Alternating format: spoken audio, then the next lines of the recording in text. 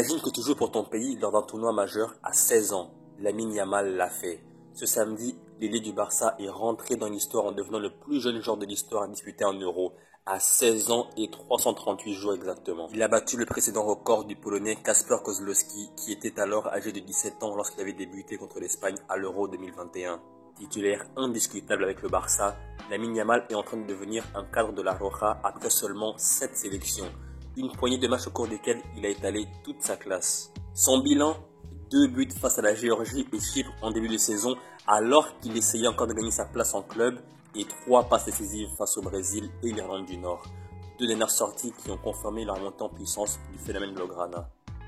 Son rival au Real Madrid, Luka Modric, 38 ans, qui disputait déjà la Coupe du Monde en Allemagne avant la naissance du Barcelonais, s'était déjà montré craintif en conférence de presse d'avant-match.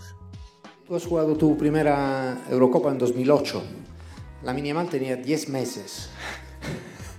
Y tienes, me parece, un hijo de 2010, que es solo 3 años más joven que Lamine. No sé si esto te llama la atención, lo piensa, lo había pensado. Zanimljivo je sve to čuti, kad čujem takve stvari, osjećam se dosta star.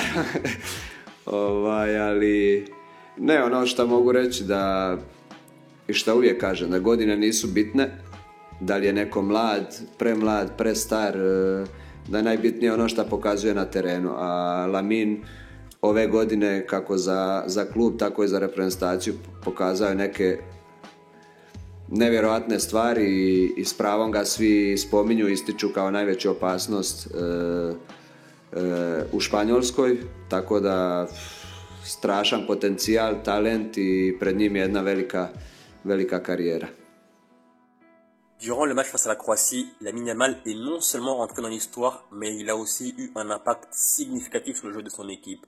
Il a réalisé une passe décisive pour Dani Carvajal pour le but du 3-0 juste avant la mi-temps, et il aurait même pu marquer un but s'il avait eu plus de réussite. Dommage pour lui.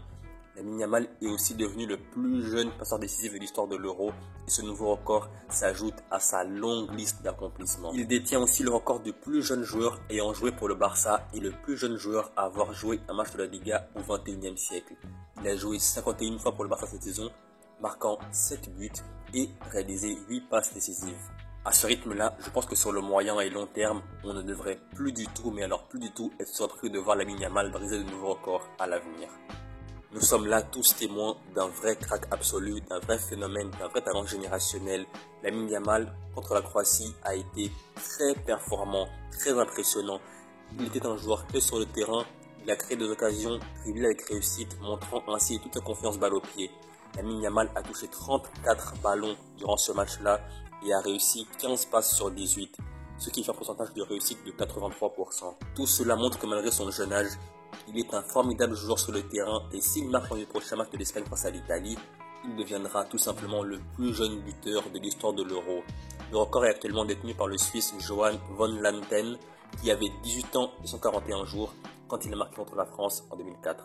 Au vu de ses performances récentes avec le Barça et avec l'Espagne en ce moment, Lamine Yamal est clairement, mais vraiment clairement le favori pour le Golden Boy cette année qui sera attribué fin septembre ou début octobre si je ne me trompe pas. Donc voilà, Lamine Yamal, 16 ans, il aura 17 ans en juillet, fin juillet, mais pour l'instant il a 16 ans, c'est vraiment incroyable. Je pense que les gens ne réalisent pas vraiment ce que ça représente à 16 ans de jouer comme ça, d'être aussi fort, titulaire indiscutable avec l'Espagne et le Barça, c'est vraiment phénoménal. Sur le moyen et long terme, je pense qu'on a là affaire à un joueur qui va, sauf blessure grave, qui va normalement accumuler plusieurs ballons d'or durant sa carrière, au moins 2-3 je pense, mais bon l'avenir est incertain, le football va très très vite, mais à ce rythme-là, je pense que Lamine Yamal va être l'un des meilleurs joueurs de l'histoire du foot, l'un des meilleurs joueurs de l'histoire du Barça et de la sélection espagnole. Donc, et aujourd'hui, quand on regarde le marché du football, les ailiers droits actuels, que ce soit les plus âgés ou les moins âgés, il n'y a pas vraiment de joueurs avec un talent incroyable, des joueurs vraiment des phénomènes quoi. Il y a Mohamed Salah qui était très bon il y a quelques années, mais aujourd'hui il est de moins en moins bon.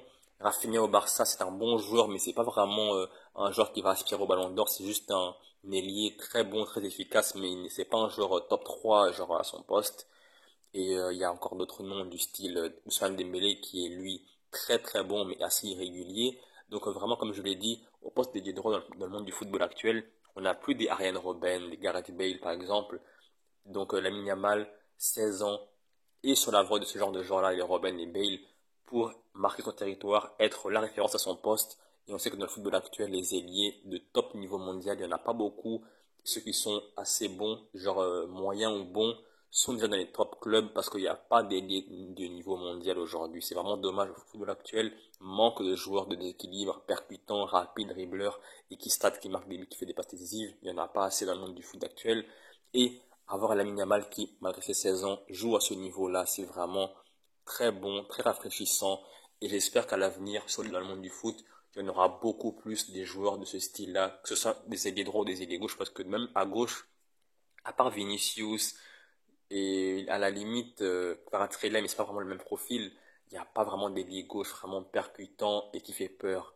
Et c'est vraiment dommage. Il y a beaucoup de milieux de terrain de qualité, des avanceurs de qualité, des défenseurs de qualité, mais vraiment sur les ailes, à gauche ou à droite, il manque de joueurs des équipes, des joueurs différents qui sont rapides, qui marquent des buts. Et Lamine Yamal est dans cette catégorie-là de joueurs qui sont efficaces. Donc j'espère que sur le moyen et long terme, il va continuer cette lancée-là, être performant et un jour remporter le ballon d'or, voire même plusieurs, je l'espère en tout cas pour lui. Donc voilà, c'est la fin de la vidéo. J'espère que vous avez aimé la vidéo. Si c'est le cas, likez, commentez, partagez et surtout, abonnez-vous. Tout simplement pour ne rien rater de la suite de mes vidéos. Salut et à la prochaine.